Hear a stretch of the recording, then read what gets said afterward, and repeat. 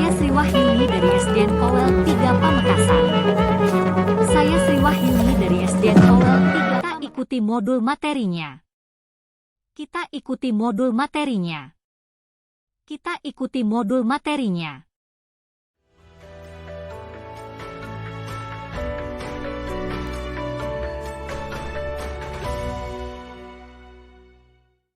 Setelah memahami definisi perundungan, tentu belum lengkap kalau tidak melihat contoh-contoh perundungan tersebut. Dalam video kali ini, kita dapat mengenali lebih jelas jenis-jenis perundungan yang terjadi di sekitar kita. Yang pertama, perundungan fisik. Selamat pagi anak-anak. Hari ini kita akan belajar tentang sikap saling menghargai perbedaan dan berbuat baik kepada sesama. Di tengah-tengah perbedaan, sering sekali muncul perpecahan atau bahkan kekerasan, seperti perundungan. Kalian ada yang sudah pernah melihat kejadian perundungan? Ada yang mau cerita? Saya mau cerita, Bu. Di lingkungan rumah saya, ada beberapa teman laki-laki seusia saya.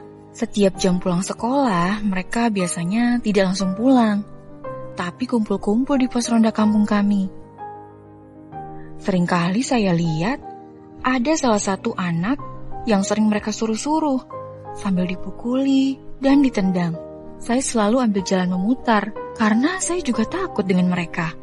Apa yang diceritakan oleh Monita merupakan bentuk perundungan fisik.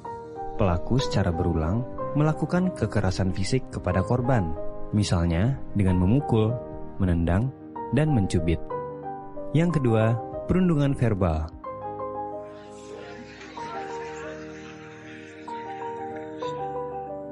Hai Cika, lagi makan apa nih? Sendirian aja. Geseran dong. Kita bertiga mau duduk nih. Satu meja jangan ditempatin kamu doang. Badan kamu tuh gendut. Duh, heran deh. Punya badan besar kok gak sadar diri.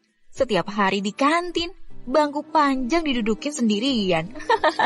Gak lihat ya kalau kantin lagi penuh? Bu, 1 ayam 3 sama es teh manis. Cika, bisa gak sih cepetan makannya? Udah tempatnya sempit, mata kita terganggu nih sama keberadaan kamu. Lain kali tuh kalau mau makan jangan di sini deh. Ganggu orang aja. Ini tuh tempat aku sama teman-teman aku biasa makan. Badan kamu tuh makan tempat dan ganggu pemandangan. Apa yang dilakukan oleh sekelompok siswi tersebut terhadap Cika merupakan bentuk perundungan verbal. Mereka tidak melakukan kekerasan secara fisik, namun mengejek dan menghina Cika melalui perkataan. Ini bisa membuat Cika merasa terancam dan sakit hati. Terlebih jika berlangsung terus-menerus, Cika bisa kehilangan kepercayaan dirinya. Yang ketiga, perundungan sosial atau relasional. Menurutku, kita jangan dekat-dekat lagi sama Kevin. Bener banget, masa dia ikut ekskul menari? Bayangkan, cowok ikut ekskul menari. Ada yang lebih parah. Dengar-dengar, Kevin bahkan udah beli rok biar bisa menari sama teman-temannya. Nah, ini nih yang katanya jago banget menari. Udah yuk, bubar. Nanti kita yang laki-laki ketularan pengen beli rok. Ih, seram.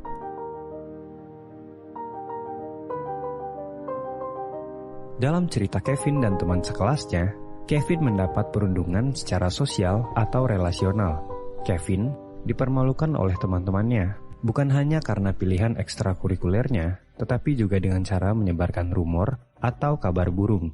Kabar bohong, rumor, atau gosip seperti ini biasanya cepat menyebar, atau bahkan semakin dilebih-lebihkan, membuat Kevin akan merasa terpojokkan atau dimusuhi.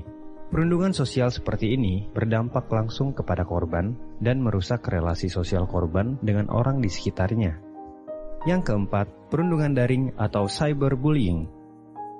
Dalam contoh berikut, kita dapat menyaksikan bahwa konten dari @Lisa_Sukadeh tidak mendapatkan komentar positif. Ini sering terjadi di media sosial, di mana komentar negatif sangat mudah diberikan, terlebih melalui akun anonim yang menyembunyikan identitas pengirim. Pengirim komentar negatif seolah tidak perlu bertanggung jawab atas segala yang ia ketik. Perundungan daring sebenarnya merupakan bentuk baru dari perundungan konvensional yang muncul melalui ruang-ruang digital.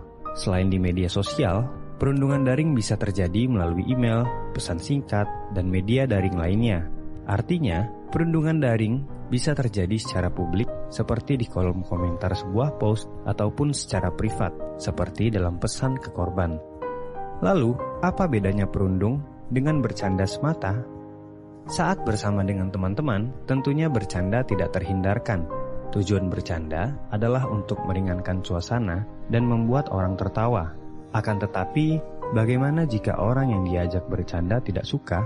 Tentunya hal ini bisa menimbulkan perasaan tidak nyaman atau bahkan luka, baik secara fisik, psikologis, bahkan ekonomi. Hal inilah yang disebut sebagai teasing atau ejekan. Beberapa contoh ejekan ini adalah ketika seseorang merendahkan bentuk tubuh, penampilan fisik, pilihan yang berbeda, atau hal-hal yang lainnya.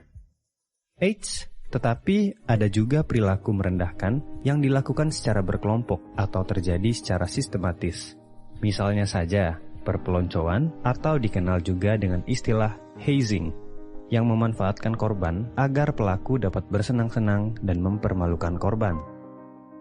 Demikian Ibu dan Bapak, gambaran mengenai jenis-jenis perundungan yang dapat diidentifikasi. Jika terjadi hal serupa di sekolah, apa yang akan Ibu dan Bapak lakukan?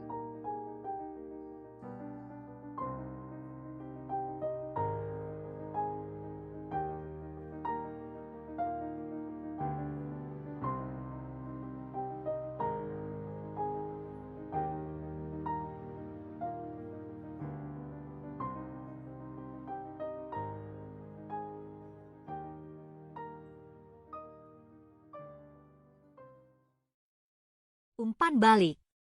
Umpan balik. Umpan balik. Umpan balik. Umpan balik. Umpan balik. Umpan balik. Umpan balik. Umpan balik. Umpan balik. Umpan balik. Umpan balik. Umpan balik. Umpan balik. Umpan balik. Paparan pelatihan mandiri. Paparan pelatihan mandiri. Paparan pelatihan kegiatan siswa. Kegiatan siswa. Kegiatan siswa.